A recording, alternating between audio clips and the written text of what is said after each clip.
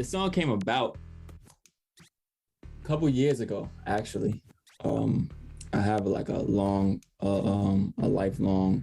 collaborator who produces with me. His name is Peter Producer, and I've done a lot of my records with him. So we had a session, and we were creating from scratch, and we kind of started the record.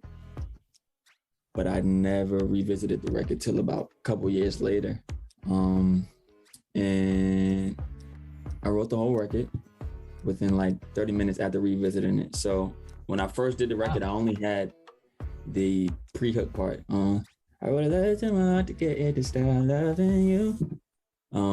That's the only part I had. I only wrote that part, and I never revisited the song again.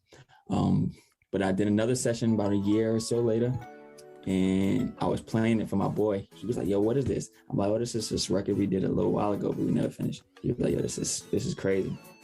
It kind of, that moment, I don't know, him saying that kind of inspired me to like finish the record. I wrote the verses right then and there, and sent it back to my boy, be the producer. He was like, "Yo, this is so fire." He added the voice box on there. And that's exactly how Ricky came about. He added the voice box. He was like, "Yo, I want somebody that really do voice box, to redo the voice box. So see if you could hit up Ricky Belford to do it." And I went to college with Ricky Belford.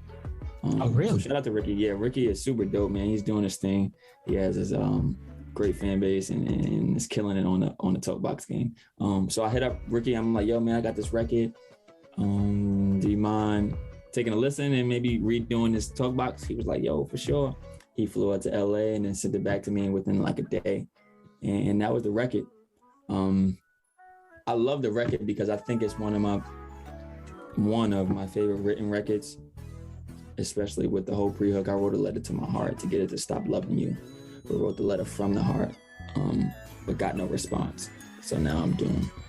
It's a cool way to just talk about being in love and not being able to let go. So it's a cool song, man. I really enjoyed making it. I really enjoyed putting it out and seeing people's responses to it.